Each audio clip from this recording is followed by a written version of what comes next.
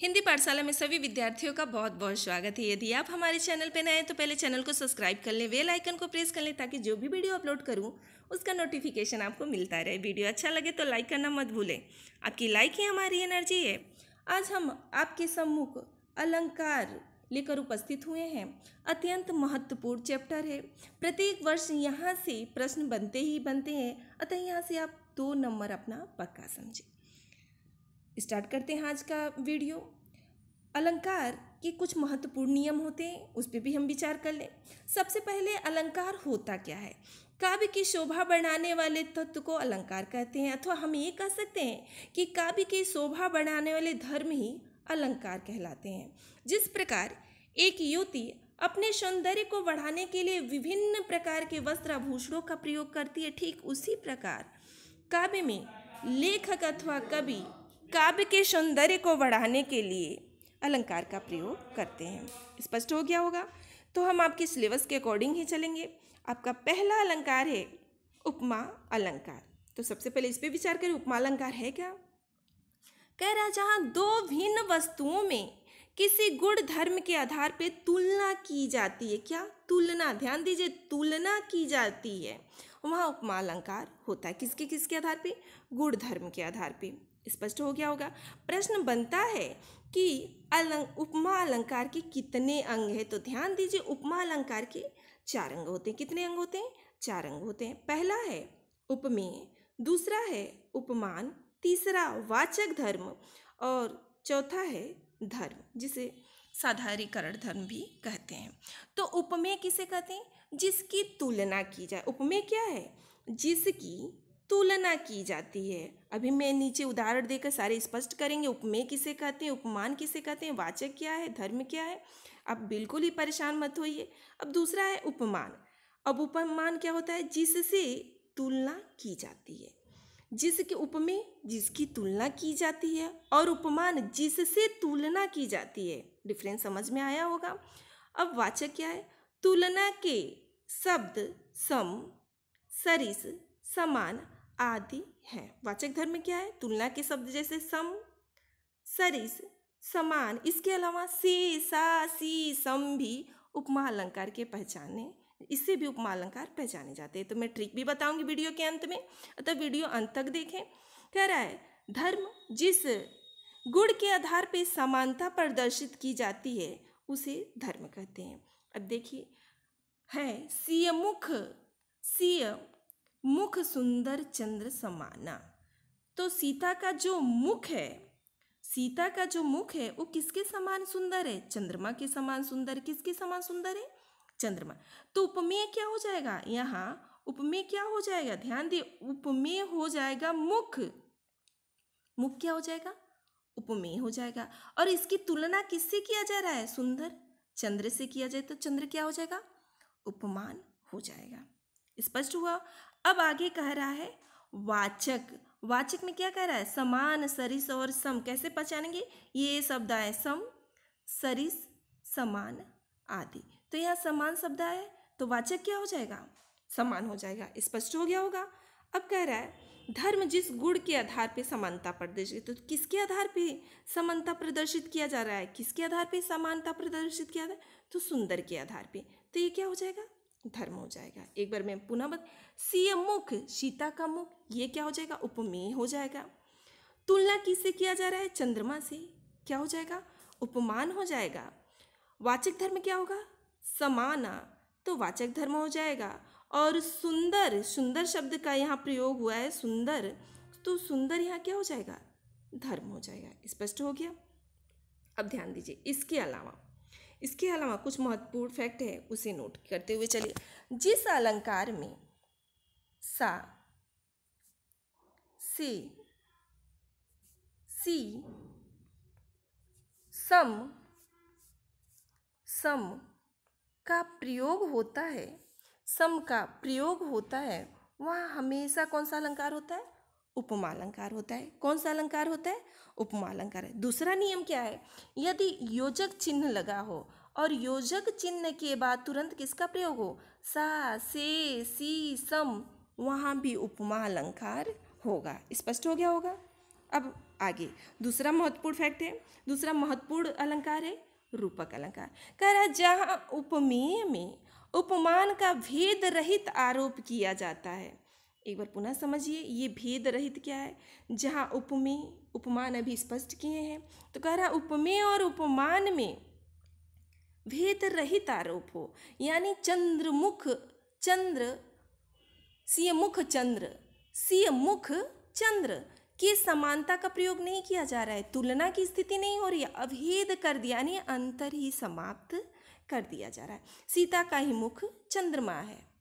अथवा हम ये भी कह सकते हैं चरण कमल बंदो हरि राय। चरण कमल यानी चरण कमल, यहाँ कह रहा है चरण कमल। तो देखिए यहाँ अभेद की स्थिति है, जो चरण है अर्थात पैर है वही क्या है? कमल है, और जो कमल है वही क्या है? चरण है। अभेद की स्थिति यानी अंतर ही समाप्त कर दिया जा रहा है। भेद रहित का अर्थ होता है अंतर को समाप्त कर देना, अथवा अभेद यानी अंतर को समाप्त कर देना। मैं पुनः स्पष्ट कर रही हूँ, जहाँ उपमेय में उपमान का भेद रहित आरोप किया जाता है, अर्थात उपमेय और उपमान का एक समान हो जाते हैं यानी उसमें अंतर ही नहीं होता, वहाँ रूपक अलंकार होता है। अब कैसे पहचानेंगे आगे मैं बता रही हूँ। कह रहा है बढ़त बढ़त संपत्ति सलील। क्या कहा जा रहा है? बढ़त बढ़त संपत्ति सलील मन सरोज बढ़ी जाए, घटत घटत पुनि ना घटे वरु समूल कुम्हलाए। आपके सिलेबस से भी एग्जाम्पल्स लिए गए हैं, वो भी आपके सिलेबस से, ये बाहर का नहीं। बढ़त बढ़त संपत्ति सलील मन सरोज, मन रूपी सरोज यानी मन, जो मन है उसको कमल मान लिया गया है। सरोज यानी कमल, यानी इसमें मन को कमल ही मान लेना और कमल को ही मन मान लेने, अंतर ही समाप्त कर दिया जाए, वहाँ पे क्या होगा? रूपक अलंकार होगा। तो कह रहा है बढ़त बढ़त संपत्ति सलील, यहाँ से स्पष्ट होगा संपत्ति सलील का क्या अर्थ होता है? संपत्ति रूपी जल, संपत्ति रूपी जल। अब ट्रिक क्या देखिए, ट्रिक यहाँ कैसे काम कर रहा है। यदि योजक चिन्ह लगाओ, इस चिन्ह का नाम योजक है, इस योजक चिन्ह लगा और इसके बाद यदि सा सी सम न आए या इनका प्रयोग न किया जाए, वहाँ पे हमेशा कौन सा अलंकार होता है? रूपक अलंकार होता है। कौन सा अलंकार होता है? ध्यान दीजिए, रूपक अलंकार होता है। इसका प्रयोग न हो यानी योजक चिन्ह के बाद यदि सा सी सम आ जा रहा है, वहाँ उपमा अलंकार हो जाएगा। और जहाँ सा सी सम का प्रयोग नहीं हो, योजक चिन्ह के बाद नहीं हो, वहाँ पे हमेशा कौन सा अलंकार हो जाएगा?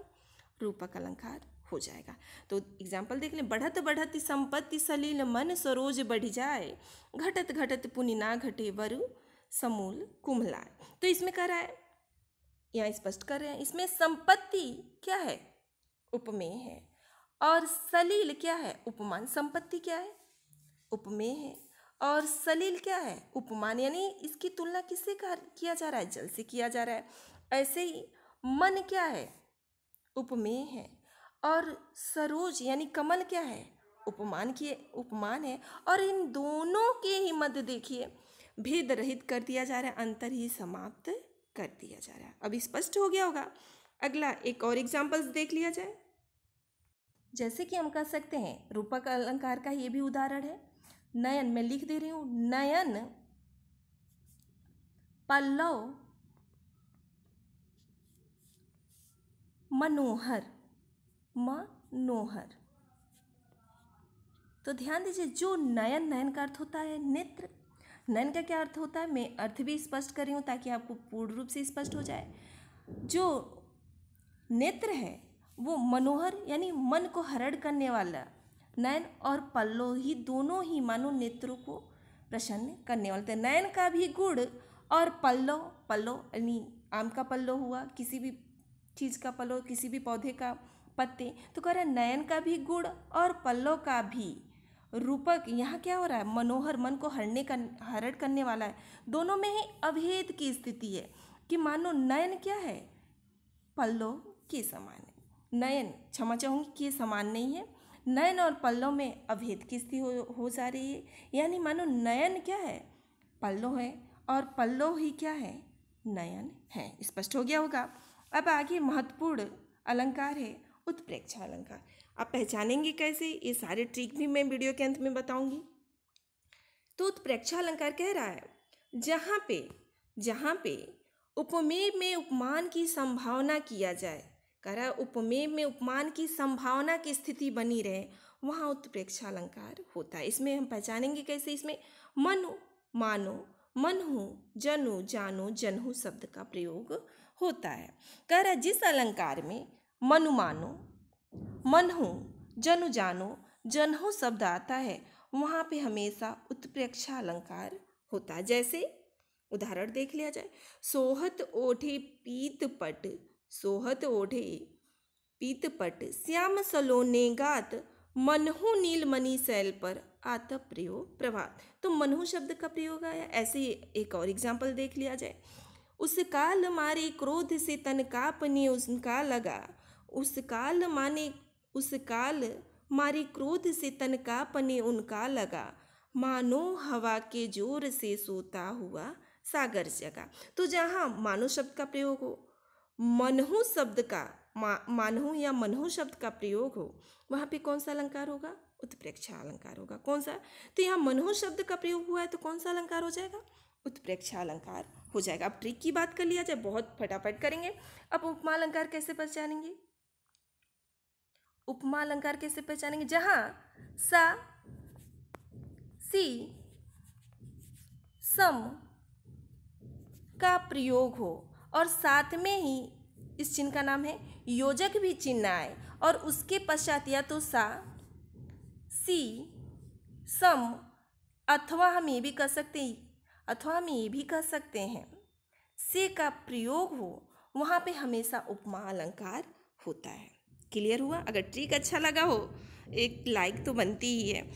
अगला आपका अलंकार है रूपक अलंकार। अब रूपक अलंकार कैसे पहचानेंगे, तो रूपक अलंकार क्या कह रहा है कि इसमें योजक चिन्ह तो एकदम आते हैं, हर एग्जाम्पल्स में आते हैं, लेकिन इसके बाद यानी योजक चिन्ह के पश्चात या बाद में कभी भी सा, सी से सम का प्रयोग नहीं होगा।